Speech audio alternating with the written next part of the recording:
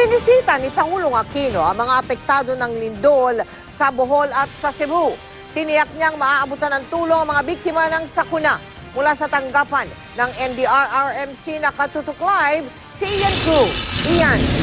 Yes, Mel, sa huling talangan ng NDRRMC ay umakyat na sa 144 ang bilang ng mga nasawi habang nasa 291 naman ang sugatan sa malakas na lindol na tumama nga sa Bohol. Samantala kanina, Mel, ay bumisita na nga sa Cebu at sa Bohol si Pangulong Aquino. Mag-aalas 11 ng umaga na dumating si Pangulong Aquino sa Tagbilaran, Bohol para alamin ang sitwasyon doon. Kasama ang ilang kalihim, agad binigyan na update ang Pangulo sa NDRRMC briefing kung saan niya sinigurong maabutan ng tulong ang mga biktima ng lindol. There are sufficient funds available.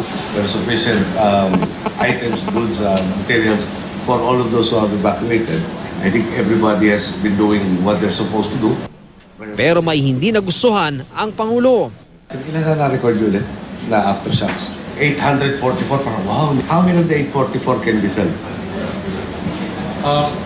Most of these are not felt. Out of the 844, 14 of the major earthquake at saka yung aftershocks are felt. Magtatakutan tayo dito, gagawa tayo ng problema sa sitwasyon na walang problema.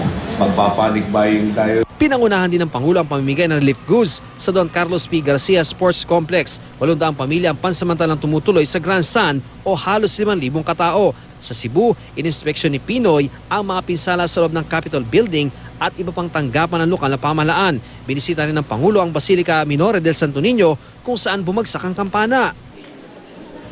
Dahil wala pang pangailangan sa supply, gusto ng Department of Health o DOH na mabigyan ng prioridad ang pagdadala ng medical personnel, gamot at iba pang medical equipment sa mga apektadong lugar sa biyahe ng C-130. Karamihan po ng nababanggit po kasi doon ay yung mga na-injured. So kung injury po yan at yung iba ay sinasabi nga nila bukod sa injury may mga fractures yan. So aside from wounds, may fractures. So kailangan din nila ng mga orthopedic surgeons, mga specialist talaga. Positibo naman ang sagot ng NDRRMC. Hindi raw kasi mataas ang pangailangan sa search and rescue teams sa Visayas. Kaya hindi nila kailangan maglaan ng flight sa mga search and rescue personnel at equipments. Ang kailangan naman galing dito sa Metro Manila, yung medical staff, equipment, responders. Siniguro rin ng DOTC may sapat ng flights patungo at palabas ng Bohol at Cebu.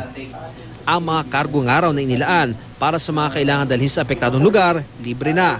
Naibalik na rin daw ang serbisyo ng kuryente sa halos lahat ng apektadong lugar. Sa Bohol, 4 na bayan na lamang ang walang kuryente. Target mabigyan sila ng kuryente mula bukas hanggang sa Sabado. Ang malaking problema na lang ang mga nasirang daan at tulay. Sa Bohol, 20 tulay nito ang napinsala. 18 rito ang hindi nadaraanan sa ngayon. 4 na kalsada rin ang isinara muna sa trapiko. Do you have an estimate as to when this will be restored or temporary bridges that can be constructed? Yes, sir. Bali, ongoing po yung assessment namin sa regional office. Kung makikita niyo po yung sa collapse po talaga pong kailangan ng Major new repair. design. Okay. Dahil sa old design na po siya at kailangan pong palakasin natin yung sa design natin. Foundation. Opo.